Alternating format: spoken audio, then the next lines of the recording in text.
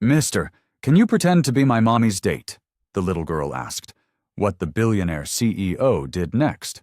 The afternoon sun streamed through the cafe's front windows, casting long shadows across the worn wooden floors. Ethan Blackwell sat alone at a corner table, his designer suit jacket draped over the back of his chair. A half-empty cup of coffee had gone cold beside stacks of financial reports and his open laptop. He rubbed his temples, trying to ward off an approaching headache. The board meeting earlier had been particularly grueling, with shareholders pushing for even higher profits despite their record-breaking quarter. Sometimes he wondered if all the success was worth the constant pressure. The cafe buzzed with the gentle hum of conversation and the whir of the espresso machine. It was one of the few places where Ethan could feel almost normal, away from the imposing glass tower of Blackwell Industries. Here, he was just another customer, not the CEO, whose face regularly appeared in business magazines. A young waitress approached with a fresh pot of coffee. "Refill, sir." Ethan nodded gratefully, watching as the dark liquid steamed in his cup. "Thanks. And could I get one of those blueberry muffins?" As she walked away, he noticed a woman and a little girl seated a few tables over. The woman appeared exhausted, dark circles under her eyes visible even from where he sat. She wore waitress clothes, not from this cafe, but probably from one of the diners downtown. The little girl beside her had pigtails tied with purple ribbons that matched her backpack. He overheard fragments of their conversation as the mother spoke in hushed, worried tones on her phone. "Yes, I understand it's important. No, I can't find anyone else to watch her. I know it's the third time this month." The little girl's shoulders slumped as she picked at her grilled cheese sandwich, clearly aware of her mother's distress. Ethan recognized that look. He'd worn it himself as a child when his own single mother struggled to balance work and childcare. Something about the scene made it impossible for him to focus on his reports. He found himself glancing over periodically, watching as the mother ended her call and wiped away tears when she thought her daughter wasn't looking. The woman stood up, gathering her purse. "Lily, honey, I need to use the restroom. Stay right here, okay? Don't talk to strangers." As soon as her mother disappeared down the hallway, the little girl's face set with determination. She slid off her chair and, after a moment's hesitation, walked straight to Ethan's table. Her purple sneakers squeaked slightly on the floor, and she clutched a small stuffed rabbit to her chest. Looking up into his face with large brown eyes, she took a deep breath. "Mister, can you pretend to be my mommy's date?" Ethan blinked, startled both by the question and the serious expression on the child's face.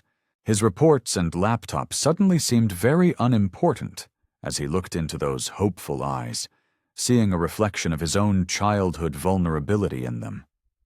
Ethan stared at the little girl, his mouth slightly open. In 30 years of running a Fortune 500 company, no one had ever caught him this off guard. "I'm sorry. What did you say?"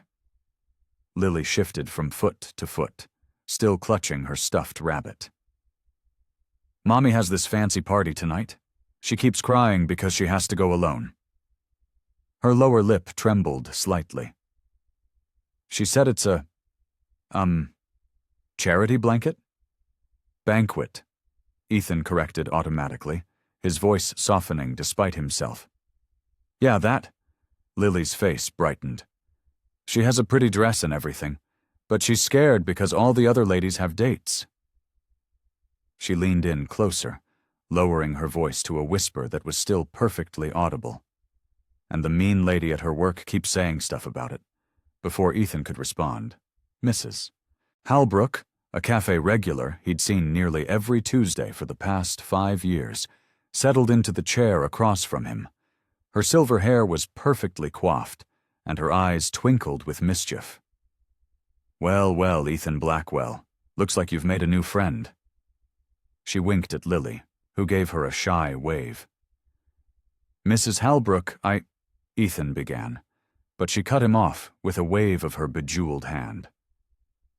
"I couldn't help but overhear," she said, though Ethan suspected she'd been eavesdropping quite deliberately. "You know, sometimes the best things in life come from unexpected places." She reached out and patted Lily's hand. "Like this brave young lady here." Lily beamed at the praise, then turned back to Ethan with renewed hope. "Please, mister. Mommy works really hard at the diner, and she got this special invite because she always helps with their food drives." Ethan's chest tightened. He remembered his own mother, working double shifts at a diner, trying to maintain her dignity in a world that often looked down on single parents. The memory stirred something in him that years of board meetings and profit margins had nearly buried. "Lily," her mother's voice called out in panic. "What are you?" She rushed over, her face flushed with embarrassment. "I am so sorry, sir. Lily, we don't bother people like this." Mrs. Halbrook spoke up before anyone else could. "Oh, but it's no bother at all. Ethan here was just telling me how much he'd love to escort you both to the charity banquet tonight." Ethan shot Mrs. Halbrook a startled look, but something in her gentle smile made him pause. He looked at the mother's worn hands, at Lily's hopeful face, at the stuffed rabbit missing one button eye. "Actually," he heard himself say, "I would be honored." The words came out before he could stop them, but somehow they felt right. "That is, if you'd allow me to accompany you." "Ms. Alvarez," she answered automatically, still looking stunned. "Sophia Alvarez, but sir, you don't have to—" "Just one evening," Ethan said firmly, surprising himself with how much he meant it. "And please, call me Ethan." Lily bounced on her toes, her pigtails bobbing with excitement. Mrs. Halbrook sat back in her chair with a satisfied smile, as if she'd just witnessed exactly what she'd expected to see. Maria Alvarez wiped her hands nervously on her waitress apron, her cheeks burning with embarrassment as she approached the table. This was exactly the kind of attention she worked so hard to avoid.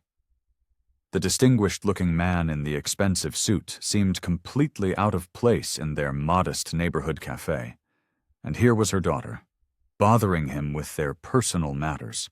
"Mr. Blackwell, I cannot apologize enough," Maria said, her voice steady despite her mortification. "Lily sometimes gets carried away with her ideas." She placed a gentle hand on her daughter's shoulder, drawing her back slightly. Ethan stood up, his tall frame casting a shadow across the worn linoleum floor. "Please don't apologize. Your daughter is—" He paused, looking down at Lily with an expression that softened his stern features. Quite persuasive. Mrs. Halbrook chuckled from her seat. "That she is. Maria, dear, you should have told me about the banquet. I would have helped you find a suitable escort myself." Maria shifted uncomfortably. "It's really not necessary. I was planning to—" "Mommy, Mr. Ethan said yes." Lily tugged at her mother's apron. "He's going to come with us to the charity banquet." "Banquet, sweetie," Maria corrected automatically, then turned to Ethan. "Mr. Blackwell, you're very kind, but I couldn't possibly impose. You must have other commitments, and we're complete strangers." Ethan straightened his tie, a gesture that seemed more habit than necessity. "Actually, my evening is free, and perhaps being strangers is exactly why this might work." He gave her a small, understanding smile. "No expectations, no complications, just two adults attending a charity function." Maria studied him carefully. Despite his expensive clothes and commanding presence, there was something trustworthy in his eyes. They reminded her of her late father's, clear, direct, but kind. "I serve coffee to a lot of businessmen, Mr. Blackwell," she said quietly. "Most wouldn't give my daughter the time of day, let alone consider her request." "Please, call me Ethan," he insisted. "And your daughter's directness is refreshing. In my world, people rarely say what they mean." Mrs. Halbrook nodded approvingly. Maria, you know I wouldn't let just anyone escort one of my favorite customers. Ethan here has been coming to this cafe every Tuesday for years. He's a good man. Lily looked up at her mother with pleading eyes. Please, Mommy. You won't have to sit at the table all alone like last time. Mariah's resolve wavered. The memory of last year's banquet still stung. The pitying looks, the whispered comments, the empty chair beside her. She'd worked so hard to earn her place at these events through her volunteer work, but sometimes the social aspects were harder than she cared to admit. The banquet starts at 7, she said finally, smoothing her apron. If you're serious about this, I'll meet you here at 6, Ethan replied promptly. We can take my car, unless you'd prefer to drive separately. Here at 6 would be fine, Maria agreed, surprised by his thoughtfulness in offering options. Though you should know it's nothing very fancy, just a local charity fundraiser. Sometimes those are the most meaningful events, Ethan said, and something in his tone made Maria believe he meant it. Then it's settled. Mrs. Halbrook clapped her hands together. Now, Maria, dear, don't you have that lovely blue dress from your cousin's wedding? Yes, Mrs. Halbrook, Maria answered, trying not to smile at the older woman's obvious matchmaking. Perfect, Ethan said, checking his watch. I'll see you both at 6. Ethan stood before the full-length mirror in his hotel suite, adjusting his tie for the 3rd time. He'd deliberately chosen one of his simpler suits, charcoal gray instead of his usual black, paired with a light blue tie that softened his appearance.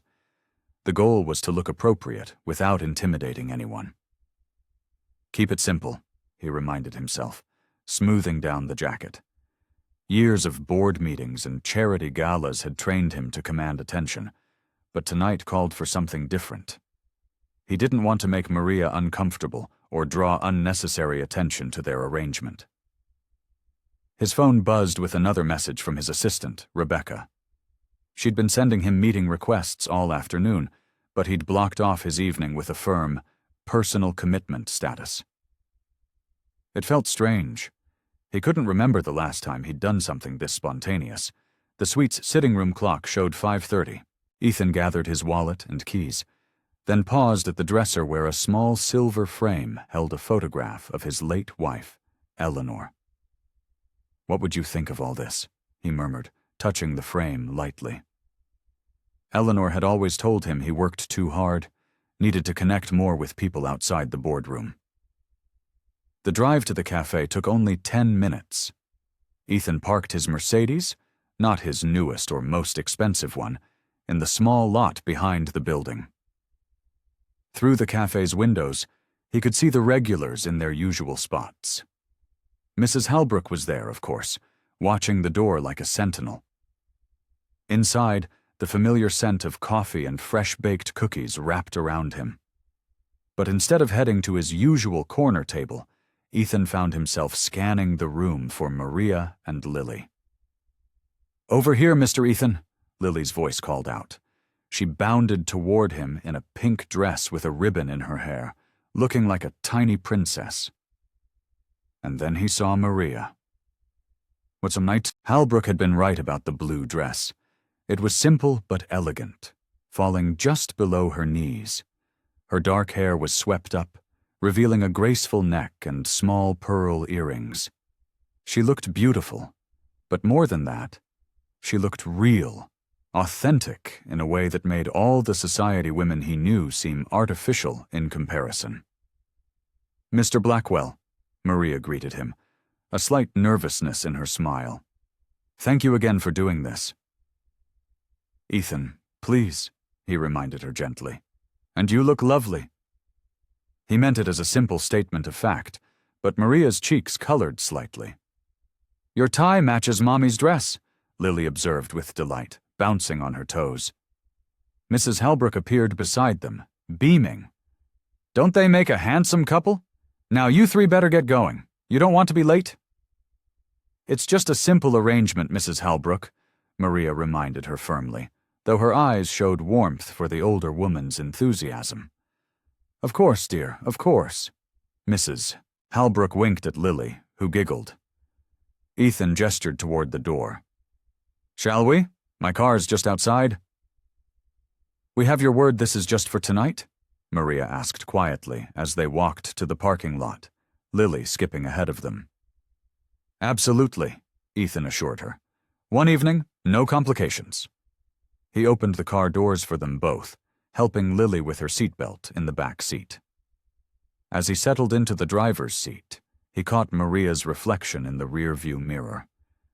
She was watching him with a mixture of gratitude and caution that made him even more determined to help make this evening easier for her. Ready? He asked them both. Ready, Lily chirped from the back seat. Maria nodded, her smile small but genuine. Yes, thank you. Scene 1. An evening of revelations. The banquet hall glowed with warmth from crystal chandeliers overhead. Ethan guided Maria through the entrance with a gentle hand at her elbow, while Lily walked between them, her eyes wide at the sparkle and shine of everything around her. It's like a princess castle, Lily whispered in awe. The room buzzed with conversation as elegantly dressed donors mingled near their assigned tables. Ethan noticed Maria's slight hesitation as they approached their seats, and he smoothly pulled out her chair. Thank you, she murmured, smoothing her blue dress as she sat. Lily climbed into the chair next to her mother, still captivated by the elaborate centerpiece of white roses and twinkling lights. Maria, you made it! A woman in her 50s approached their table, wearing a name tag that read, Barbara Chen, Event Coordinator. She clasped Maria's hands warmly. And who is this gentleman? Before Maria could respond, Lily piped up. This is Mr. Ethan. He's Mommy's date. Maria's cheeks flushed pink, but Barbara's welcoming smile never wavered. How wonderful. Maria, you never mentioned… It's quite new, Maria managed, shooting Ethan an apologetic glance. Ethan smoothly stepped in. I'm delighted to be here supporting such an important cause. He directed the conversation towards the charity's work, and Barbara happily launched into an explanation of their literacy programs. As dinner was served, Maria gradually relaxed. The table filled with other guests, and conversation flowed easily. Ethan noticed how she listened more than she spoke, but when she did contribute, her words carried weight and wisdom. So, Maria, one of the donors asked between courses, how did you get involved with the literacy program? Maria's eyes lit up with quiet passion. I've been tutoring children in our neighborhood for years. It started with just helping one struggling student. Then another would ask. And soon I had a small group meeting in my living room after school. Mommy's the best teacher ever, Lily declared proudly. She helps kids read even when she's super tired from her other jobs. Ethan turned to Maria, genuinely interested. Other jobs? She nodded, cutting her chicken into small pieces for Lily. I clean offices in the morning, work at the library part-time, and do administrative work for a local business in the afternoons. The tutoring… She smiled softly. That's not really work. It's my calling. Mommy says everyone deserves a chance to learn, Lily added, carefully wiping her mouth with her napkin. Like Tommy. He couldn't read at all last year, but now he reads chapter books. The woman across the table leaned forward. How many children do you tutor? Currently 15, Maria replied. All ages, different needs. Some struggle with reading, others with math or writing. We work around their schedules, and their families pay what they can. If they can. Ethan watched as she spoke about her students, noting how her natural dignity shone through. There was no hint of seeking praise or pity, just quiet pride in her work and her students' achievements. Throughout dinner, Lily continued to introduce Ethan to everyone who stopped by their table. This is Mr. Ethan, my mommy's date, she would announce with unfailing enthusiasm.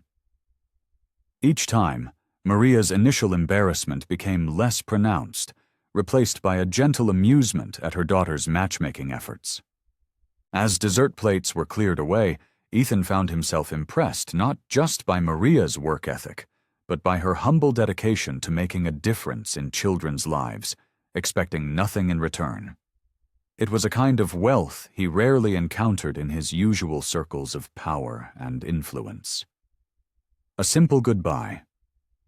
The city sparkled under a blanket of stars as they left the warmth of the banquet hall.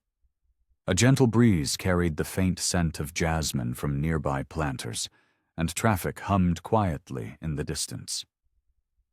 Lily skipped ahead of them on the sidewalk, her party shoes clicking against the concrete. "Careful, mija," Maria called softly. "Don't get too far ahead." Ethan walked beside Maria, his pace measured to match hers. The evening had settled into a comfortable quiet, so different from the nervous energy that had marked its beginning. Street lamps cast pools of golden light around them as they made their way toward the bus stop. "Thank you," Maria said, breaking the silence. "For everything. You didn't have to do any of this." "It was my pleasure," Ethan replied, watching Lily twirl under a street lamp. "Your daughter is quite persuasive." Maria laughed softly. "She has a way of making things happen. Sometimes I think she's the one taking care of me." They reached the bus stop, its bench empty under the clear night sky. The schedule posted showed 5 minutes until the next arrival. Lily plopped down on the bench, her energy finally flagging after the excitement of the evening. "You know," Maria said, adjusting her shawl against the cooling air, "I was terrified when I saw Lily talking to you at the cafe. I thought—" She shook her head, smiling. "But you've been so kind. A true gentleman." "Mommy," Lily called from the bench, "can Mr. Ethan ride the bus with us?" "No, sweetheart," Maria responded gently. "Mr. Ethan has his own way home. He's done more than enough for us tonight." Headlights appeared down the street, and the familiar sound of an approaching bus filled the air. Lily stood up, stretching her arms toward Ethan. "Thank you for being Mommy's date," she said sleepily. Ethan knelt down to her level, accepting her hug with careful tenderness. "Thank you for asking me, Lily. You're a very brave young lady." The bus pulled up to the curb, its doors opening with a soft hiss. Maria stepped forward, extending her hand to Ethan. Instead of shaking it, he gave her a brief, polite hug, the kind shared between new friends saying goodbye. "God bless you," Maria said softly as she pulled away. "You've made this evening special for both of us." "The pleasure was mine," Ethan replied, straightening his jacket. "Take care of each other." Lily waved enthusiastically as she climbed the bus steps. "Bye, Mr. Ethan." Maria followed her daughter, pausing briefly at the top step to give Ethan one last grateful smile. He stood on the sidewalk, watching as they found their seats. Through the window, he could see Lily settling against her mother's shoulder, clearly ready for sleep. The bus doors closed, and the vehicle pulled away from the curb, carrying Maria and Lily back to their world, while Ethan remained in his. He waited until the taillights disappeared around the corner before turning toward the parking garage where his car waited. The night had been unexpectedly pleasant, a simple act of kindness that had made a difference for a little girl and her mother. As he walked away from the bus stop, Ethan felt satisfied knowing he'd helped make their evening special, even if it was just for one night. Scene 1. A morning discovery. Sunlight streamed through the floor-to-ceiling windows of Ethan's hotel suite, casting long shadows across the polished hardwood floors. He sat at his desk, coffee cooling beside him, staring at a weathered package that had just arrived by courier. The return address was from his old boarding school's archives. His fingers traced the edges of the brown paper wrapping. Inside were letters he hadn't seen in over 50 years, correspondence from a student teacher who had tutored him during his darkest days at boarding school. He'd requested them weeks ago, hoping to include the story in his upcoming memoir. "Time to face the past," he murmured, carefully unwrapping the package. The letters spilled out onto his desk, dozens of them, yellowed with age but still perfectly preserved in plastic sleeves. Each one bore the same careful handwriting, signed simply with Miss A. His throat tightened as he remembered how those letters had saved him after his parents' death, when he was just 12 years old. Ethan picked up the first letter, dated September 15th, 1973. "Dear Ethan, don't give up on your mathematics. I know it seems impossible now, but you have a bright mind. Remember what we practiced.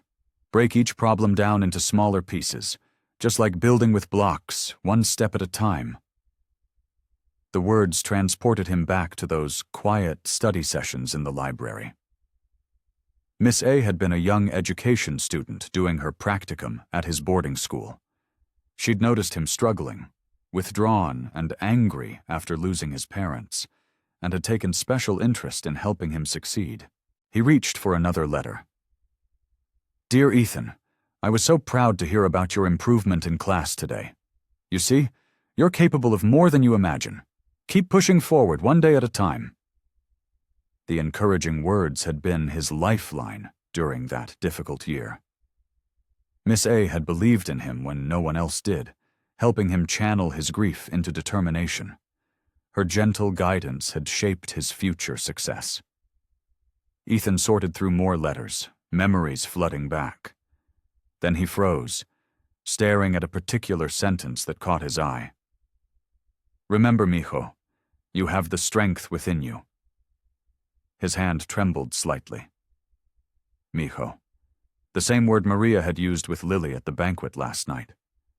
Heart pounding, he began scanning the letters more carefully, noting details he'd missed as a child.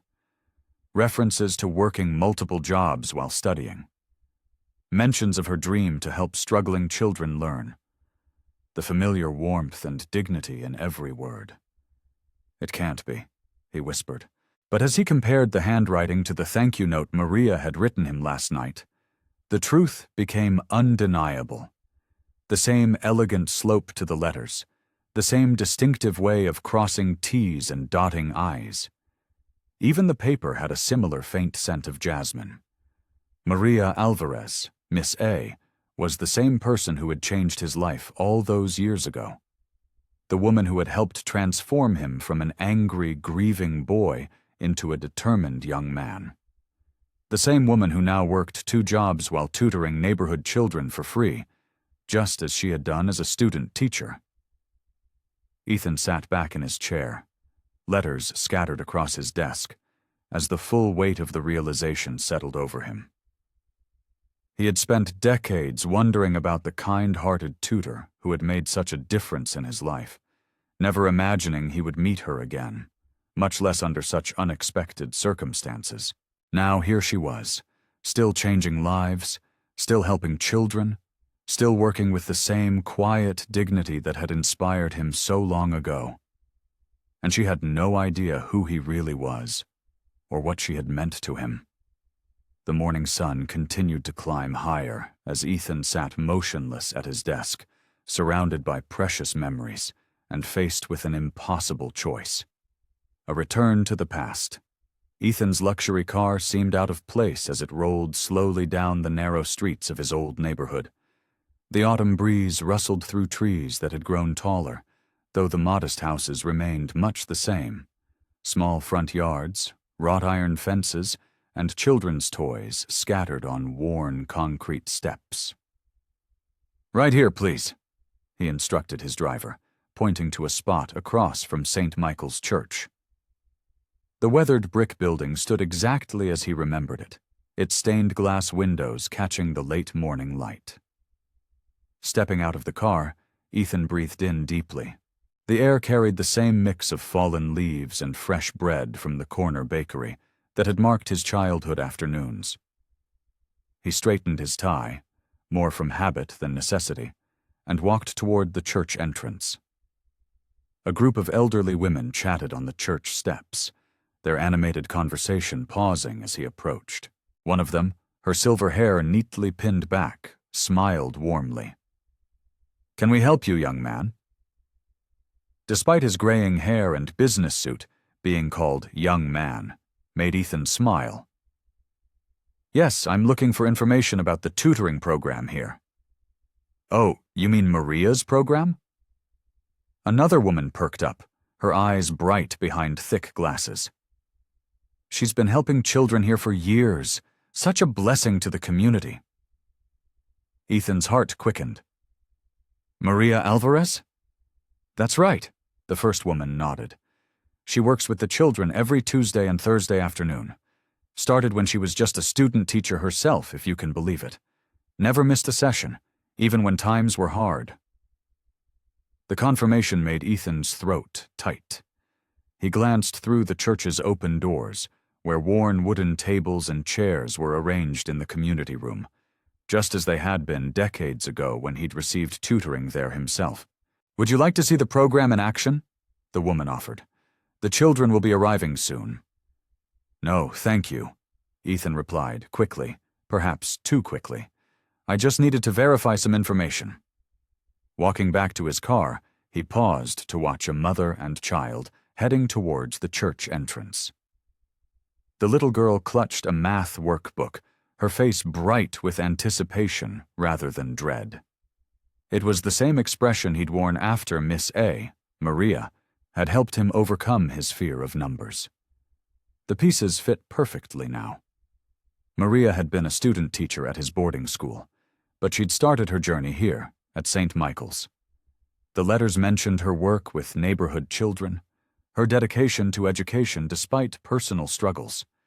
She'd continued that mission for decades, touching countless lives while asking nothing in return. Standing beside his car, Ethan watched as more children arrived for tutoring. Each one was greeted with the same warm smile he remembered, the same gentle encouragement that had changed his life. Maria stood in the doorway now, her dark hair touched with silver but her eyes still kind and determined. He slipped back into his car before she could notice him. The weight of his discovery settled firmly in his chest. He now knew without doubt that Maria Alvarez had shaped his future when he needed it most. But he also understood that rushing to repay that debt could overwhelm or embarrass her. Her dignity and dedication deserved a more careful approach. "Where to, sir?" his driver asked. "Back to the hotel," Ethan replied, watching the church grow smaller in the rearview mirror. "I have some planning to do." A careful approach. The familiar chime of the cafe's doorbell rang as Ethan stepped inside. The afternoon sunlight streamed through the windows, casting long shadows across the wooden floors. Several of the morning's regulars remained, including Mrs. Halbrook, who gave him a knowing smile from her usual corner table. Ethan's eyes found Maria behind the counter, her dark hair pulled back neatly as she worked the espresso machine. She wore the same cafe apron as yesterday, but something about her seemed different now, perhaps because he finally understood the depth of their connection. He joined the short line, watching as she served each customer with genuine warmth.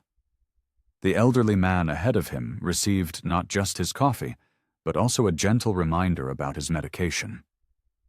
A harried mother with a fussy toddler got an extra cookie and a sympathetic smile. Each small gesture reflected the same caring spirit that had touched Ethan's life years ago. When it was his turn, Maria looked up with surprise. "Mr. Blackwell," she said, her voice carrying a hint of uncertainty. "I didn't expect to see you again so soon." "Please, just Ethan," he reminded her gently. "Could I get a black coffee?" As she prepared his drink, he noticed the slight tremor in her hands, the same one he remembered from the letters when she wrote about working late hours while studying. Some things hadn't changed in all these years. "How was the rest of your evening?" he asked, keeping his tone casual. "Very nice, thank you." Maria handed him his coffee. "Lily hasn't stopped talking about it. You made quite an impression." A young couple waited behind him, so Ethan stepped to the side of the counter. Actually, I was hoping to speak with you about something. When do you finish your shift? Maria glanced at the clock, then back at him with careful consideration. I work until 5, but then I have my tutoring session at St. Michael's. I know, Ethan said, then quickly added, Mrs. Halbrook mentioned it. Perhaps we could talk there, after your session? Maria's eyes studied him, and he recognized the protective instinct that had always surrounded her work with the children. The community room will be empty by 7, she said finally, but I can only spare a few minutes. I have another job after that. I understand completely, Ethan assured her, and I promise not to take much of your time. She nodded slowly. All right, 7 o'clock then. Thank you, Maria. He lifted his coffee in acknowledgement and turned to leave, conscious of maintaining a respectful distance. At the door, he paused to watch her return to her work, efficiently moving between customers while somehow making each one feel personally attended to. The same quiet dignity that had marked her letters now showed in every movement, every interaction.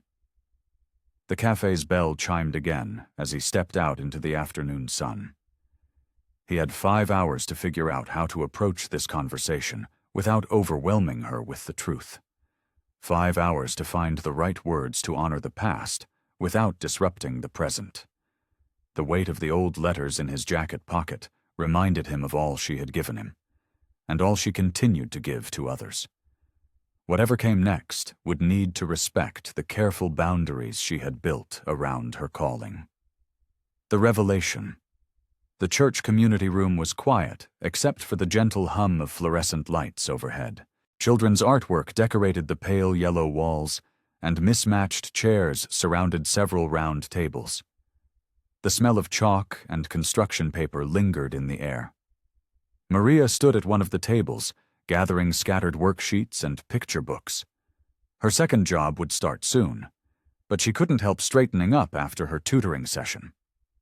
A toy truck lay forgotten under a chair, and she bent to retrieve it, placing it carefully in the toy bin. The door creaked open, and Ethan entered precisely at 7. He looked different than he had at the banquet, more subdued in a simple button-down shirt and slacks. Maria noticed he carried an old leather briefcase, worn at the corners. Thank you for meeting me, he said, his voice gentle in the empty room. Maria nodded, stacking the last of the books. Of course, though I'm not sure what this is about. Ethan pulled out a chair and gestured for her to sit. After a moment's hesitation, she did, smoothing her cafe uniform skirt. He took the seat across from her and opened his briefcase with careful movements. I received a package yesterday, he began, from my aunt's estate. Inside were some letters. He withdrew a bundle tied with faded blue ribbon, the paper yellowed with age. Letters that changed my life when I was young. Maria's eyes fixed on the bundle, and her hand moved unconsciously to her throat. Recognition flickered across her face. They were from someone who tutored children here at St. Michael's, Ethan continued softly. Someone who spent extra time with a struggling boy who could barely read. Someone who signed only as M. Color rose in Maria's cheeks. Her fingers twisted the edge of her apron. Those letters, she whispered. You wrote them, Ethan said. Not a question. 25 years ago, you helped a 12-year-old boy believe in himself. You told him that difficulty didn't equal inability, that persistence mattered more than natural talent. Maria's eyes grew bright with tears. Ethan Blackwell, she breathed. The quiet boy who came every Thursday. He nodded, carefully untying the ribbon. You never knew my last name. I was just Ethan then. But your words... He lifted one of the letters. They gave me the courage to keep trying, to believe I could be more than my circumstances. I remember, Maria said softly. You worked so hard, stayed late every session. These letters carried me through college, Ethan said. through every setback and doubt. I kept them all these years without knowing who M was. Until yesterday, when I saw you teaching those children the same way you taught me." He started to slide the letters across the table, but Maria raised her hands, shaking her head. "No, please. I never wanted recognition. The work itself is enough." "I know," Ethan said gently. "That's exactly why I had to tell you. Your quiet dedication changed not just my life, but countless others. You're still doing it today, asking nothing in return." Tears spilled onto Maria's cheeks. "Every child deserves to believe in themselves," she said simply. "That's all I ever wanted to give." Morning sunlight streamed through the small kitchen window of Maria's apartment, catching the steam rising from her coffee cup. The walls were painted a warm yellow, brightening the modest space. Crayon drawings and school certificates covered the refrigerator, held by mismatched magnets. Maria stood at the stove, flipping pancakes while Lily sat at their small round table, swinging her legs and carefully arranging blueberries into smiley faces on her breakfast. A gentle knock at the door made them both look up. Maria wiped her hands on her apron and glanced at the clock. 8 a.m. exactly. She opened the door to find Ethan standing there, holding a paper bag from the cafe.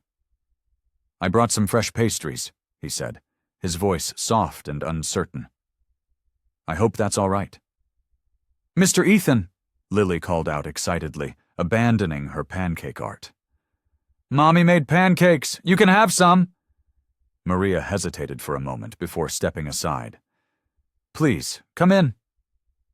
The apartment was humble but spotlessly clean, with second-hand furniture arranged with care. "It smells wonderful," Ethan said, placing the bag on the counter. He looked different in the morning light, more human somehow, in a casual sweater instead of his usual business attire. "Sit here." Lily patted the chair next to her. "Look at my pancake face." Maria set a fresh plate of pancakes on the table, her movements careful and measured. "Would you like coffee?" "Please." Ethan nodded, settling into the chair beside Lily. The little girl immediately began explaining the intricate process of creating the perfect blueberry smile. As Maria poured coffee into a slightly chipped mug, Lily suddenly jumped up. "Oh, I want to show Mr. Ethan something." She darted to her room before either adult could respond. "She's quite something," Ethan said softly, watching Maria sit down across from him. "Yes, she is," Maria agreed, a gentle pride in her voice. "Sometimes too clever for her own good." Lily burst back into the kitchen, clutching a worn shoebox decorated with stickers. "Look what I found in Mommy's special box." She pulled out a yellowed newspaper clipping and held it up triumphantly. Maria's eyes widened. "Lily, that's private." "But Mommy, it's Mr. Ethan." Lily pointed to the photograph in the article. It showed a younger Ethan receiving an award for his charitable foundation. "That's why I asked him to be your date. I saw his picture in your box." Color rose in Maria's cheeks as she reached for the clipping. "Lily, you shouldn't go through Mommy's things without asking." "But you kept his picture," Lily said earnestly. "And you looked sad when you looked at it, like you missed him. So when I saw him at the cafe, I knew it had to be him." Ethan stared at the old newspaper article, then at Maria, understanding dawning in his eyes. "You knew who I was? All this time?" Maria's hands trembled slightly as she folded the clipping. "I saw an article about your success years ago. I was so proud to see what you'd accomplished, but I never wanted to—" She trailed off, looking down at her coffee. "Why didn't you tell me?" Ethan asked softly. Before Maria could answer, Lily piped up. "Because Mommy says we don't help people to get thank yous. We help because it's right." She beamed, clearly proud to quote her mother's wisdom. The morning sunlight filled the kitchen with warmth as the three sat in silence, the truth of Lily's careful plan finally revealed. The pancakes grew cold on their plates, forgotten in the weight of the moment. The church basement smelled of old books and chalk dust, a familiar comfort to Maria as she arranged workbooks on the worn wooden tables. Sunlight filtered through the high windows, casting long rectangles of light across the linoleum floor. Construction paper artwork decorated the walls, brightening the otherwise humble space. Ethan stood in the doorway, taking in the scene. Children's chairs were stacked in corners, and educational posters covered concrete walls. A collection of donated books filled mismatched shelves along one wall. This was where it had all begun, where Maria had first helped him all those years ago. "It hasn't changed much," he said softly, running his hand along a table's edge. "Same scratches, same wobbly legs." Maria smiled, straightening a stack of math worksheets. "We make do with what we have. The children don't mind." "How many students do you help now?" 27 regular students, she replied, pride warming her voice. "More during exam seasons. Some just need a quiet place to study. Others need more guidance." She gestured to the ancient chalkboard. "That's the original one from when you were here." Ethan walked to the board, touching its surface gently. Chalk dust came away on his fingertips. "I remember sitting right there." He pointed to a spot near the front, "struggling with fractions until you made them make sense." Maria busied herself with organizing pencils, her cheeks coloring slightly. "You were a quick learner. You just needed someone to believe in you." "Maria." His voice was serious now. She turned to face him. "I want to help the way you helped me. Let me fund a proper learning center. We could have new books, computers, dedicated classrooms." "Ethan, Maria started, her eyes widening. "It would be in your name," he continued earnestly. "The Maria Alvarez Learning Center. We could help hundreds of children, give them the same chance you gave me." Maria sat down slowly in one of the small chairs, her hands folded in her lap. "It's a generous offer, but what?" Ethan pulled up another child-sized chair, looking somewhat comical in his expensive clothes on the tiny seat. "This place," Maria gestured around the basement. "It works because it's simple. The children feel safe here. There's no pressure, no expectations except to try their best." She looked at him directly. "Sometimes, the most valuable things can't be bought." Ethan nodded slowly, understanding in his eyes. "Will you at least think about it? Maybe we could find a middle ground, some improvements that wouldn't change the essence of what you've built here." Maria stood and walked to the window, watching dust motes dance in the sunbeam. After a moment, she turned back to him. "I'll think about it, but I need time to consider what's best for the children. They're my first priority." "Of course," Ethan agreed. "We can talk more when you're ready." The basement fell quiet except for the distant sound of church bells marking the hour. Both understood that whatever came next would need careful consideration, a balance between preserving what made this place special and embracing the possibility of helping more children in need. Maria picked up a piece of chalk and began writing the day's lessons on the board, the familiar scratching sound echoing in the basement. Ethan watched, remembering how those same hands had once guided his own, teaching him more than just mathematics, showing him the power of kindness and belief in others. The evening air drifted through Maria's small apartment window, carrying the gentle sounds of the neighborhood settling down for the night. In the kitchen, Maria poured 2 cups of chamomile tea, the fragrant steam rising in delicate swirls.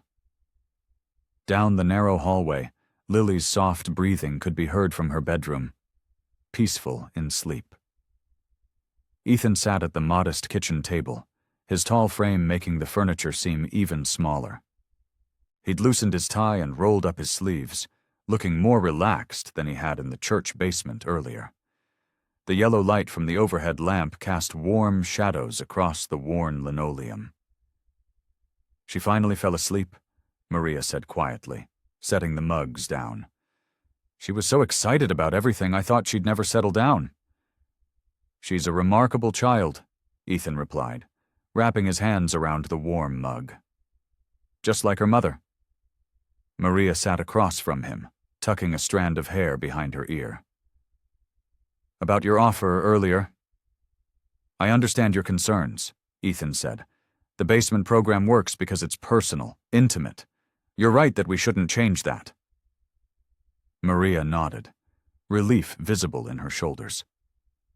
"But I've been thinking, there might be a way to help more children without losing what makes it special."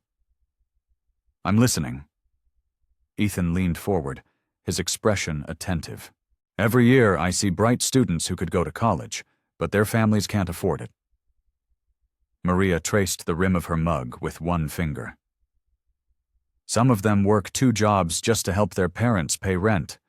They're brilliant, hard-working kids who just need a chance." "Like I was," Ethan said softly. "Yes."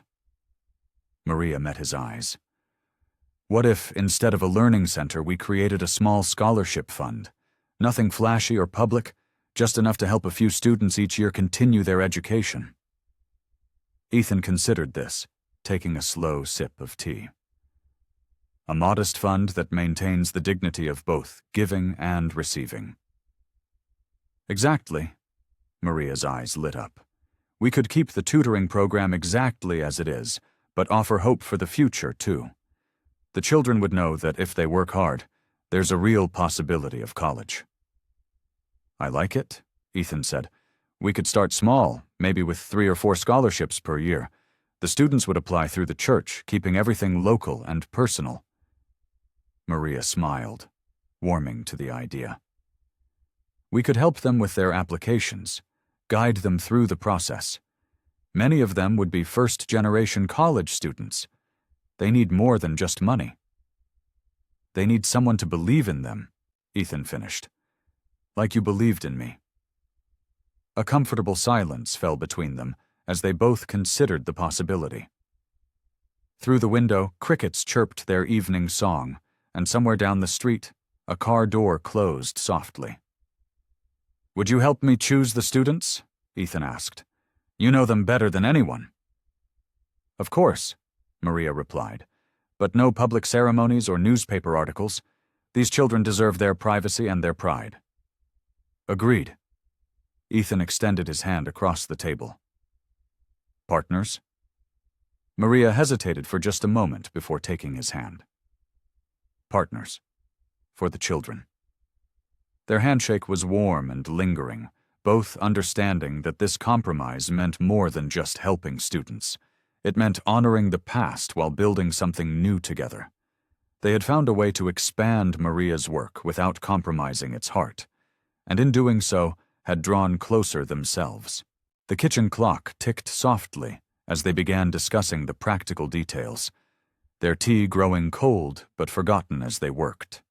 Outside, the city settled into night, while inside, a new partnership took shape, built on mutual respect and a shared vision of quiet generosity.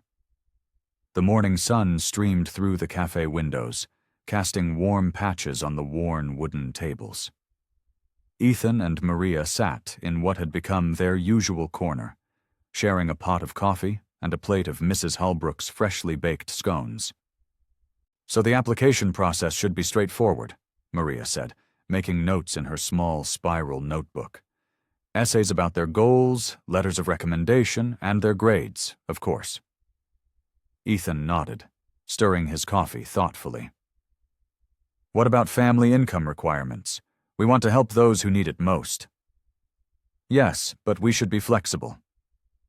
Maria tapped her pen against the page.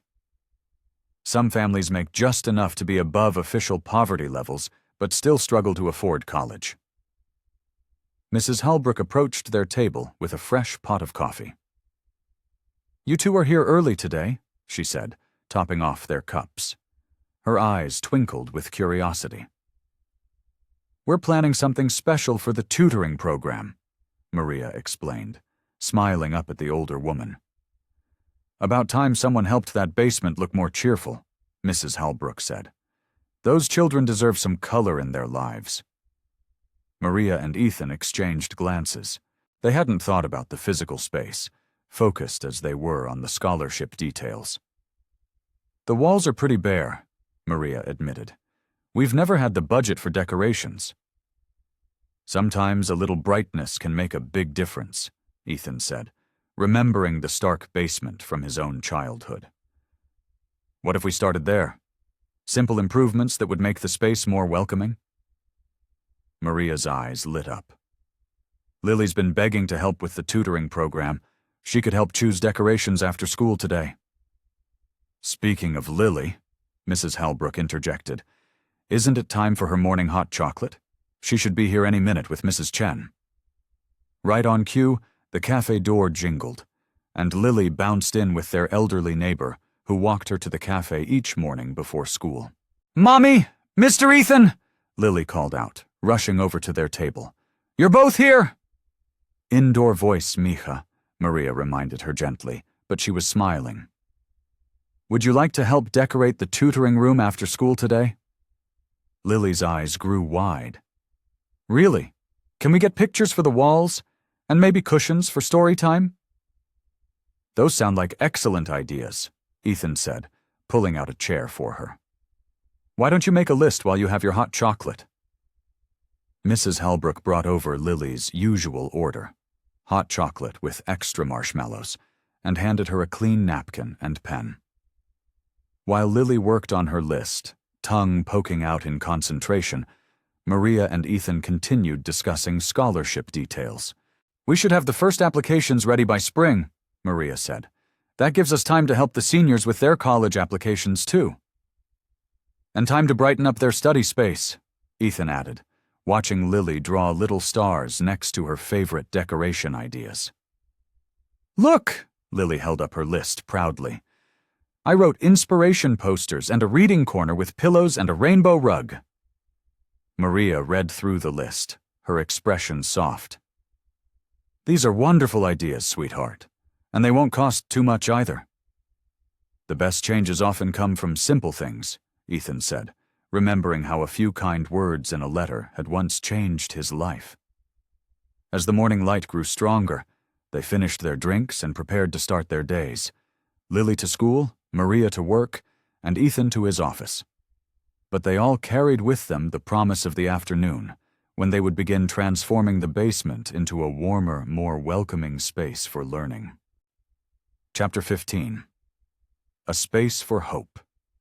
The church basement hummed with activity as volunteers moved through the space, their footsteps echoing off the concrete walls. Sunlight filtered through the high windows, catching dust motes stirred up by the bustling work. These old tables still have some life in them, Mrs. Halbrook said, wiping down a wooden surface with lemon-scented cleaner. Just needed a good scrub. Maria sorted through a stack of donated books, arranging them by reading level on a freshly painted bookshelf. The soft blue color had been Lily's choice, matching the new Reading Opens Doors poster hanging above it.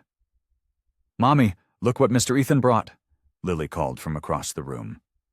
She stood next to a collection of oversized floor cushions in cheerful colors, red, yellow, green, and blue. They're perfect for story time. Ethan carried in the last cushion, setting it down in the designated reading corner. The rainbow rug should be delivered this afternoon, he said, straightening up and surveying their progress. The transformation was already striking. Gone were the stark white walls, replaced with a warm cream color. Educational posters and children's artwork brightened the space. Near the entrance, a bulletin board displayed college acceptance letters from former students Maria had tutored. Remember to leave space for more success stories, Mrs. Chen said, pinning up the last letter. She had insisted on helping after hearing about the project at the cafe. Maria touched one of the letters gently. Each one represents so many hours of hard work. And determination, Ethan added softly, standing beside her. He thought of his own journey from this basement to success, guided by her anonymous encouragement.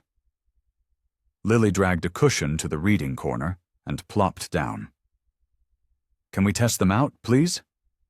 First, we need to finish organizing, Maria said, but her smile was indulgent. There's still the supply cabinet to sort through. The volunteers worked steadily through the morning. Mr. Patterson from the hardware store stopped by with a donation of fresh paint for the remaining walls. Mrs. Halbrook's grandson helped install new lighting fixtures, banishing the harsh fluorescent glare. Much better for young eyes, Mrs. Halbrook approved, watching the warm light spread across the room. By early afternoon, the space had transformed into something welcoming and warm. Bookshelves lined one wall, their contents organized and accessible. Study tables were arranged in small groups, encouraging collaboration.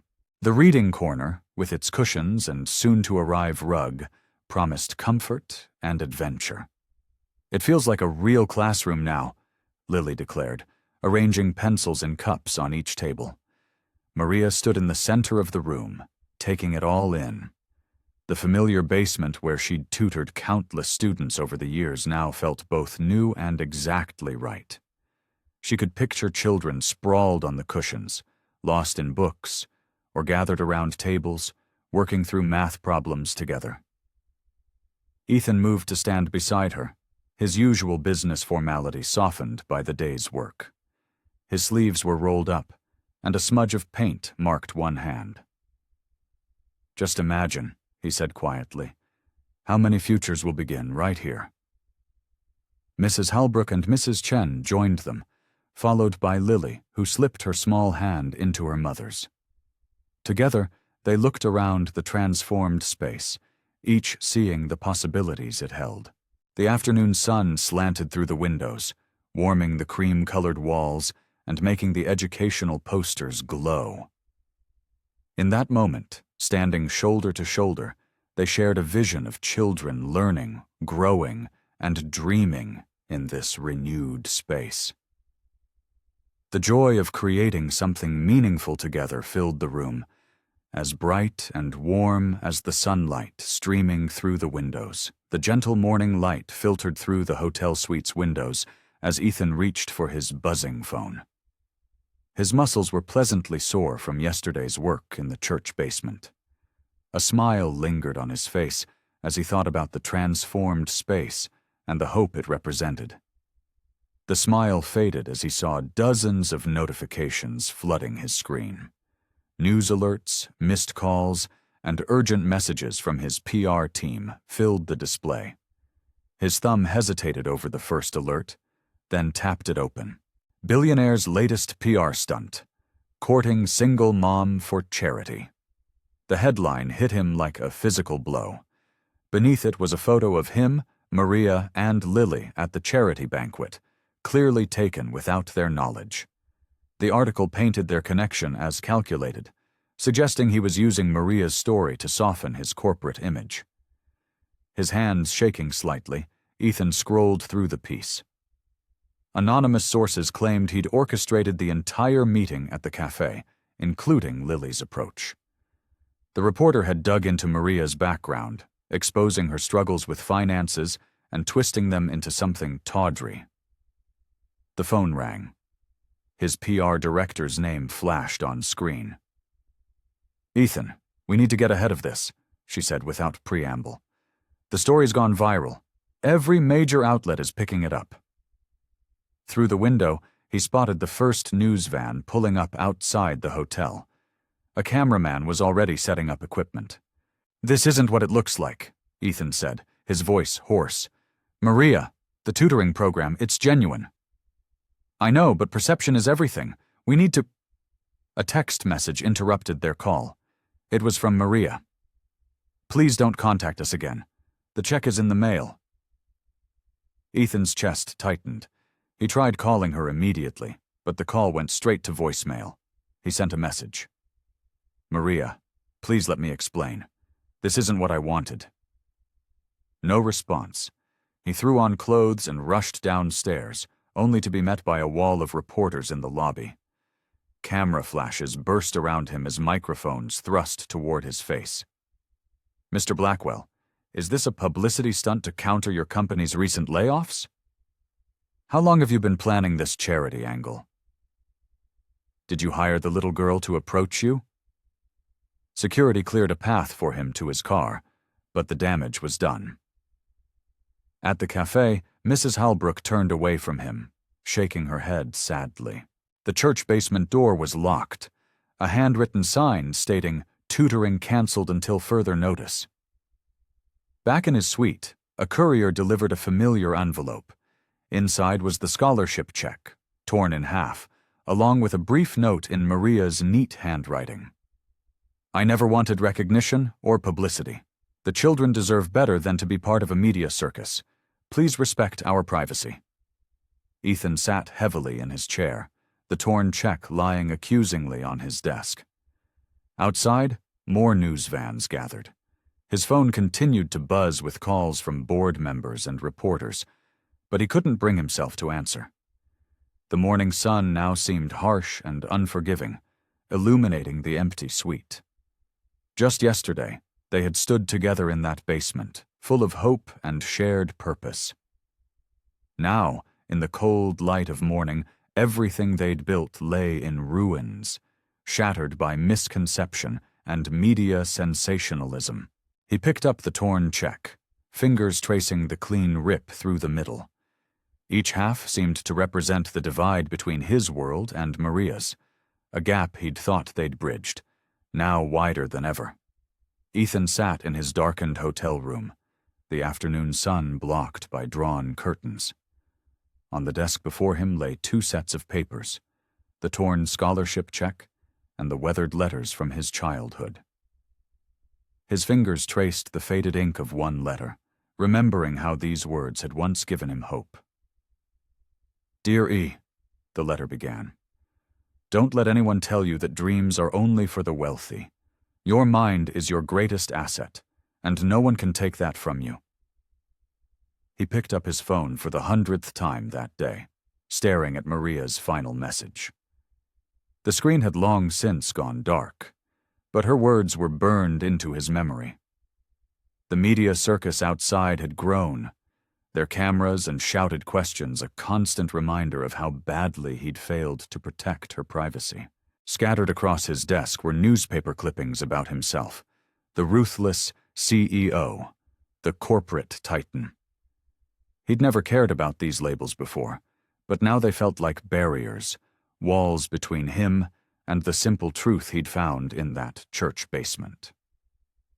A knock at his door made him tense. "Mr. Blackwell?" his assistant called. "The board is requesting an emergency meeting to discuss the PR situation." "Tell them I'll call in an hour," he replied, his voice rough from disuse. Alone again, Ethan picked up another of Maria's old letters. "Success isn't measured by headlines," she had written.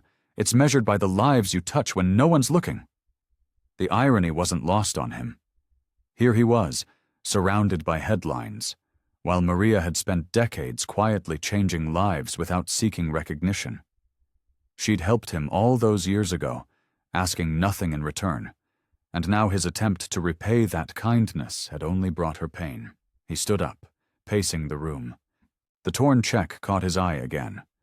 It represented everything wrong with his approach, trying to solve problems with money, making grand gestures that drew attention. Maria had never needed any of that. She'd changed his life with nothing more than paper, pencil, and patient encouragement. Grabbing his coat, Ethan slipped out through the service entrance, avoiding the reporters. He walked the familiar path to the cafe, hoping to find some clarity in the place where everything had started. The bell chimed as he entered. The usual afternoon regulars were there, but they turned away when they saw him. Only Mrs. Halbrook met his eyes, her expression stern but not unkind. "Sit down, young man," she said, gesturing to the chair across from her. Despite everything, her use of young man almost made him smile. "I've made a mess of things," he admitted, slumping into the seat. Mrs. Halbrook stirred her tea thoughtfully. "You know, I've watched Maria tutor children in this cafe for years. Never charges a penny, never asks for praise, just helps because it needs doing." "I wanted to give back," Ethan said quietly. "She changed my life once." "And how did she do that?" Mrs. Halbrook asked. "With fancy programs and press releases?" The question struck home. Ethan remembered those after-school sessions, how Maria had simply shown up day after day, offering guidance and encouragement when he needed it most. "Sometimes," Mrs. Halbrook continued, her voice gentler now, "the best way to show gratitude is to follow the example that was set. Quiet actions speak louder than grand gestures." Ethan looked down at his hands, understanding beginning to dawn. He'd been trying to repay a debt with money, when what he really needed to do was honor the spirit of Maria's gift, the patient, humble work of helping others without seeking recognition. Morning light streamed through the hotel windows as Ethan sorted through his mail. Among the usual stack of business correspondence and financial reports, a small envelope caught his eye. The handwriting was unmistakably childish, with rounded letters carefully formed in purple crayon. His hands trembled slightly as he opened it. Inside was a folded piece of construction paper, decorated with stick figures holding hands. One tall figure wore what appeared to be a business suit, while a smaller figure had pigtails drawn with enthusiastic squiggles. Ethan sank into his leather chair, his throat tight as he unfolded the note. Lily's careful printing filled the page. "Dear Mr. Ethan, Mommy says I should call you Mr. Blackwell now, but you're still Mr. Ethan to me. I'm sorry the newspaper people made everything scary. They waited outside our apartment until Mrs. Halbrook told them to go away. She can be really scary when she wants to be. I know you were trying to help because that's what good people do. Mommy taught me that. She still keeps your old letters in her special box, and sometimes when she reads them, she smiles. She says they remind her that everyone has good inside them. I saw you on TV looking sad. Please don't be sad. You're still the same person who pretended to be Mommy's date and made her laugh at the fancy dinner. That was real. The mean things people are saying aren't real. You know what else? I have a secret to tell you. Remember when I first asked you to help Mommy? I picked you because I saw how you always left extra money under your coffee cup for Miss Jenny, the new waitress who's saving for college, and how you helped Mr. Rodriguez carry his groceries when his cane broke. You did those things when you thought nobody was watching, but I was. Mommy says sometimes the best people are the ones who do good things without wanting anyone to know about it. Like how she helps kids with homework. Like how you helped carry those groceries. I still believe you're one of the good ones, Mr. Ethan. Love. Lily Postscript. I drew us holding hands because that's what friends do. Ethan blinked rapidly, his vision blurring as he studied the childish artwork again. The stick figures were smiling, surrounded by hearts and what might have been butterflies, or possibly very abstract flowers. At the bottom, Lily had drawn a small cafe with a purple crayon sun shining above it. He traced the wobbly lines of the drawing with his finger, remembering how Lily had first approached his table that day, her small face full of hope and trust. She had seen past his stern exterior to something he'd almost forgotten existed, the part of him that still believed in simple kindness. The letter trembled in his hands as the weight of Lily's pure faith in him settled into his heart. She had noticed his small, private acts of kindness when he thought no one was watching. More importantly, she still believed in that version of him. Not the corporate titan, not the wealthy benefactor, but simply as someone who helped others because it was the right thing to do. Looking at her careful printing and innocent drawings, Ethan felt something shift inside him. The path forward suddenly became clear. He didn't need grand gestures or public recognition. He just needed to be the person Lily already believed him to be. Someone who did good things quietly, consistently, without fanfare or attention. Her simple trust had given him new purpose. There were ways to help that didn't require headlines or ceremonies, ways that honored Maria's original gift to him, the gift of believing in someone when they needed it most. Ethan sat across from James Morton, his lawyer of 20 years, in the hotel's private meeting room. Late afternoon sun cast long shadows across the polished conference table as James reviewed the documents spread before him. "Let me make sure I understand this correctly," James said, adjusting his wire-rimmed glasses. "You want to create an endowment fund with absolutely no connection to your name or company?" "Exactly." Ethan leaned forward, his fingers tracing the edge of Lily's letter, which lay beside his coffee cup. "I want it structured so that it can never be traced back to me." James frowned, tapping his pen against the legal pad. "That's unusual. Most clients want maximum visibility for their charitable contributions. Tax benefits alone?" "I'll pay the taxes," Ethan interrupted quietly. "This isn't about tax benefits or publicity. It's about doing what's right." The lawyer studied his longtime client's face. "All right, walk me through exactly what you want to accomplish." Ethan pulled out a carefully prepared outline. "The fund needs to generate enough annual interest to support multiple tutoring programs indefinitely. I want it to cover supplies, facility costs, and modest stipends for qualified tutors. Priority should be given to programs that serve underprivileged children." "And you want to call it the M Fund?" James made a note. "Just the letter M?" "Yes." Ethan smiled slightly, remembering the carefully printed M at the bottom of those long-ago letters that had changed his life. Simple, anonymous, and meaningful to the right people. They spent the next hour working through the technical details. James drafted language to ensure the fund would be managed by an independent board with no ties to Ethan's business interests. They established strict guidelines about maintaining anonymity and focusing on small, community-based programs rather than large institutions. "We'll need to route it through several legitimate charitable foundations," James explained, sketching a diagram. "Layer the contributions so they can't be tracked. It's completely legal," he added quickly. "Just deliberately complex." Ethan nodded. "Whatever it takes to keep it private. The money should speak through actions, not headlines." As James worked on the preliminary paperwork, Ethan found himself remembering Maria's small handwriting from decades ago. "Believe in yourself. Your worth isn't measured by what you have, but by what you give to others." "One more thing," Ethan said suddenly.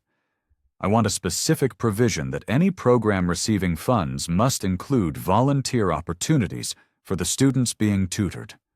When they're ready, they should have the chance to help younger children themselves." James looked up from his writing. "Creating a cycle of giving back?" "Exactly." Ethan thought of Maria, who had never stopped believing in the power of education to change lives. "Sometimes the greatest gift we can give someone is the chance to help others."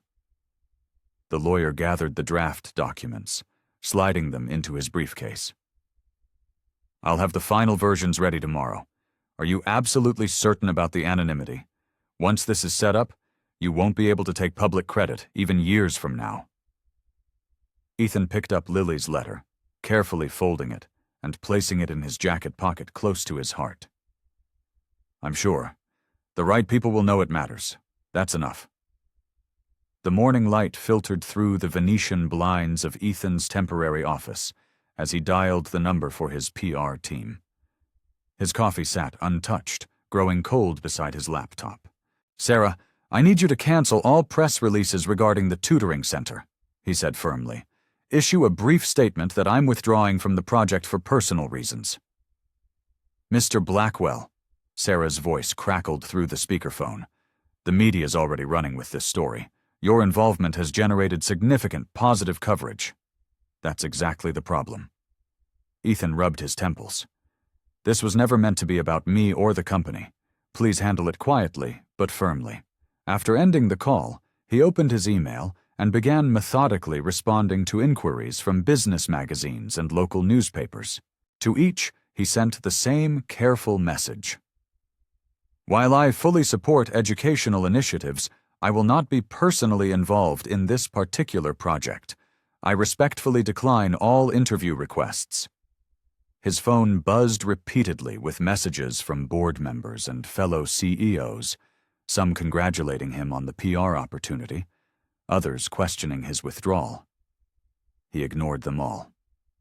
By early afternoon, Ethan sat in his hotel suite, reviewing the final documents James had courier-delivered. The thick stack of papers detailed the intricate structure of the M Fund, carefully designed to operate independently and anonymously. Mrs. Halbrook's words from yesterday echoed in his mind. True gratitude is shown through quiet, faithful action. He thought about how Maria had never signed her full name to those childhood letters, how she'd spent decades helping children without seeking recognition. The suite felt unusually still as evening approached. Ethan changed into more comfortable clothes and ordered a simple dinner from room service. While waiting, he read through each page of the documents carefully, understanding that once signed, he would never be able to publicly acknowledge his connection to the fund. When his dinner arrived, he barely touched it. Instead, he spread the papers across the dining table, reading every clause one final time. The structure was elegant in its simplicity. Sustainable funding for small tutoring programs, with special consideration for volunteer-based initiatives. As night fell over the city, Ethan sat at the table with his pen hovering over the signature line. The moment felt weightier than any billion-dollar deal he'd ever signed. This wasn't about business strategy or market position. It was about choosing the right way to honor a debt of gratitude. He thought of Lily's innocent question in the cafe, of Maria's quiet dignity, of all the children who might benefit from this fund. With steady hands, he signed each document, officially establishing the M Fund while legally separating himself from any public connection to it. The final page required his signature to formally withdraw from all public involvement with the church's tutoring program. He signed it without hesitation, knowing that stepping back completely was the only way to truly make things right. Gathering the signed documents into their envelope, Ethan sealed it carefully.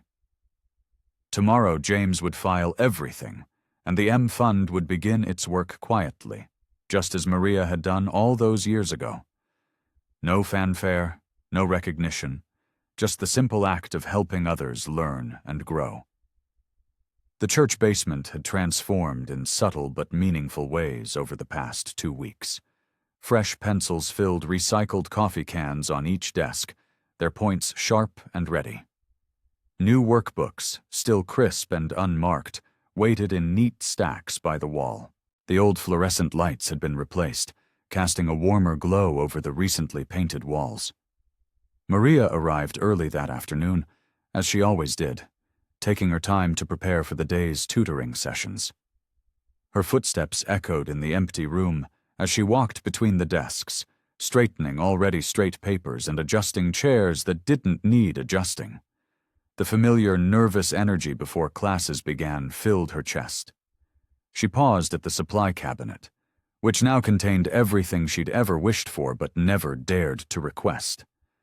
Composition notebooks, colored markers, multiplication flashcards, and reading comprehension workbooks at various levels. Her fingers traced the spine of a new dictionary, its pages still stiff and unused. "Ms. Alvarez!" Tommy, one of her regular students, burst through the door with his backpack bouncing. "Look what I found on my desk!" He held up a brand-new pencil case filled with supplies. Maria smiled, watching him explore the contents with wonder. "That's wonderful, Tommy. Now you'll have everything you need for our lessons." More students filtered in, each discovering their own set of supplies. The excitement in their voices filled the room as they compared pencils and erasers, flipped through fresh notebooks, and claimed their spots at the sturdy new desks that had replaced the wobbly old ones. Lily sat in her usual corner, working on her homework, while waiting for Maria to finish teaching. She seemed particularly focused today, her new colored pencils arranged in a perfect rainbow as she drew careful shapes in her math workbook. As Maria began the afternoon's first lesson, she noticed how much easier it was with proper materials for everyone. No more sharing worn-down pencils or waiting turns with the single classroom calculator. Each child had what they needed, allowing her to focus entirely on teaching. During the break between sessions, Maria checked the storage room and found it fully stocked with supplies for the entire year. Printer paper, craft materials, even a small library of leveled readers, items she'd been carefully rationing or paying for herself for years. She discovered a new notice on the church bulletin board explaining that additional funding had been secured for the tutoring program through an educational grant. The details were vague, mentioning only the M Fund as the source. Returning to the classroom, Maria watched her students work with their new materials.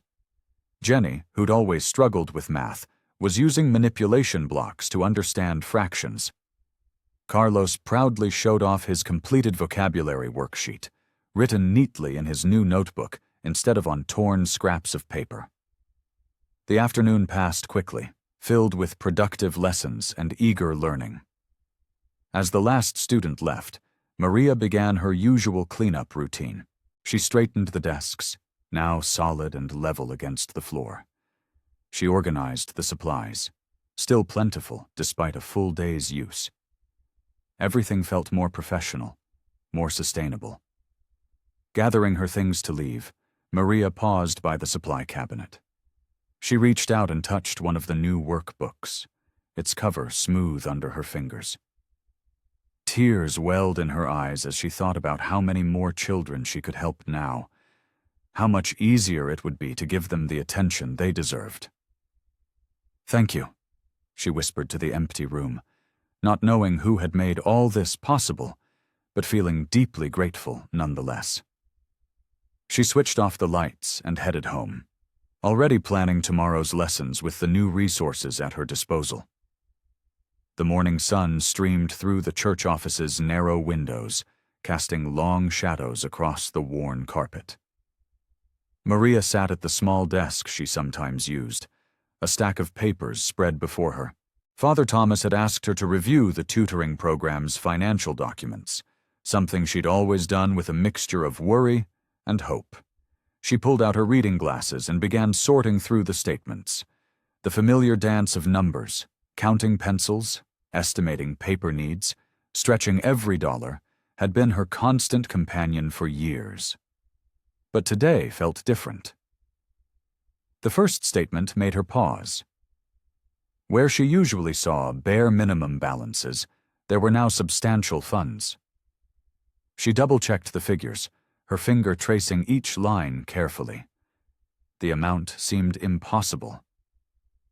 "This can't be right," she mumbled, reaching for the next page. Mrs. Peterson, the church secretary, knocked gently on the doorframe. "Found everything you need, dear?" "Almost," Maria replied, distracted by the numbers. "Do you have the endowment paperwork?" Mrs. Peterson disappeared briefly and returned with a thick manila envelope. "Here you go. Came in 2 weeks ago. Rather mysterious, if you ask me." Maria opened the envelope with careful fingers. The legal language was dense, but certain phrases caught her eye. Perpetual Educational Fund, annual disbursement, sustainable operation costs. Her heart began to race as she realized the scope of what she was reading. Near the bottom of the first page, she found it. The M Fund. Just those 3 simple words. She remembered seeing them on the bulletin board yesterday, but now they carried new weight. She turned the page, and a small note fell out. It was written on simple white paper in familiar handwriting. For the boy you never stopped believing in, and all the others who need someone to believe in them. Hey. Maria's hands trembled as she picked up the note. Memories flooded back. A struggling young boy from decades ago, the letters she'd written to encourage him, the newspaper clipping she'd kept all these years. The same clipping Lily had found in that old box. The numbers on the financial statements suddenly made sense. This wasn't just a small grant or temporary funding. This was an endowment that would support the tutoring program for years to come. No recognition required, no public announcements, no names on buildings, just quiet, steady support for the work she loved. She thought of Ethan sitting in that church basement, planning this with her. How he'd withdrawn from the project completely after the publicity crisis. How everything had appeared mysteriously, exactly as needed, with no fanfare or attention. The morning light had shifted, warming the small office. Maria gathered the papers carefully, tucking them back into their folders. She knew what she needed to do. "Mrs. Peterson," she called out, "I need to step out for a while. Could you let Father Thomas know I'll be back this afternoon?" The older woman smiled knowingly. "Of course, dear. Take all the time you need." Maria collected her purse and the note, her steps purposeful as she headed for the church door. She knew Ethan would be at the cafe this morning. He always was. It was time to thank him properly, not for the money, but for understanding exactly how to honor their shared past while protecting their shared future. The afternoon light slanted through the cafe windows, casting long shadows across the worn wooden floors. Ethan sat at his usual corner table, a half-empty coffee cup growing cold beside his untouched newspaper. The familiar sounds of cups clinking and quiet conversation filled the air, but his mind was elsewhere, lost in thoughts of letters written long ago and opportunities nearly lost. Mrs. Halbrook watched him from behind the counter, wiping the same spot she'd been cleaning for the past 10 minutes.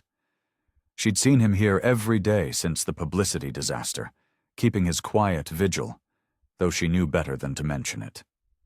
The cafe door chimed, and a rush of warm air swept in. Ethan didn't look up, having learned to temper his hope each time the bell rang. But this time was different. "Is this seat taken?" Maria's gentle voice made him start. He looked up to find her standing beside his table, clutching her purse with both hands. Her eyes held a mixture of emotion he couldn't quite read, but there was no anger there, only something that looked like understanding. "Please." He gestured to the empty chair, his heart racing. "Would you like some coffee?" "No, thank you." She sat down carefully, placing her purse in her lap. "I was at the church this morning, reviewing some paperwork." Ethan's hands tensed around his coffee cup. "I see." "The M Fund," she said softly, pulling out the small note he'd left. "You didn't have to do this, Ethan." "I did," he replied, his voice rough with emotion. "Not because I owed you, though I do, but because it was right." Maria smoothed the note on the table between them. "No names on buildings, no press releases, no recognition at all." "That's how you've always done it," he said. "All those years ago, you never signed your full name to those letters. You never asked for credit or thanks. You just helped. Because it was needed." Mrs. Halbrook appeared with fresh coffee for both of them, despite Maria's earlier decline. She gave them a knowing smile before retreating to her post behind the counter. "I kept that newspaper article about you," Maria admitted, wrapping her hands around the warm cup. "When I saw what you'd accomplished, I was so proud. Not because you'd become wealthy, but because you'd become kind."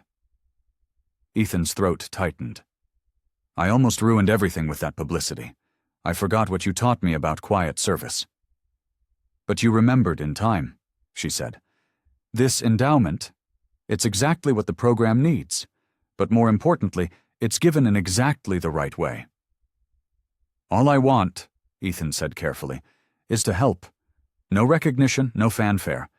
Just the chance to support the work you do, the same way you supported me. Maria reached across the table and touched his hand gently. I forgave you the moment I saw the note. You understood exactly what mattered. Then, may I continue? He asked. Not as a benefactor or a name on a wall, but just as someone who believes in what you do? Maria smiled, and in that smile, Ethan saw the same warmth that had saved him all those years ago. Yes, she said simply. That's exactly how it should be.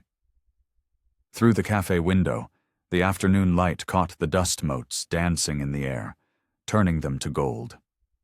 In that moment, surrounded by the quiet murmur of regular customers and the gentle understanding between them, everything felt right again. The church basement hummed with the quiet energy of children arriving for their afternoon tutoring session. Sunlight filtered through the high windows, casting warm rectangles on the freshly painted walls. The space felt different now, not because of the new supplies or carefully arranged desks, but because of the spirit of purpose that filled every corner. Ethan moved methodically between the metal folding chairs, setting them out one by one. His suit jacket hung on a hook by the door, his sleeves rolled up past his elbows. Each chair made a soft scraping sound against the floor as he positioned it just so, creating neat rows that would soon be filled with eager learners. Mr. Ethan, you're doing it wrong, Lily announced, appearing at his side with an armful of crayons. Her dark braids bounced as she shook her head. The little kids need to sit up front, remember? They can't see over the big kids. He smiled, beginning to rearrange the chairs. What would I do without your expertise, Miss Lily? Probably mess everything up, she said matter-of-factly, then skipped off to sort her crayons by color on a side table. Maria stood at the whiteboard, writing out the day's schedule in her neat handwriting. She paused between items, unconsciously tucking a strand of hair behind her ear, a gesture Ethan had come to recognize as her way of thinking deeply about something. She wanted every minute to count, every lesson to matter. The first students began trickling in, carrying backpacks and hope in equal measure.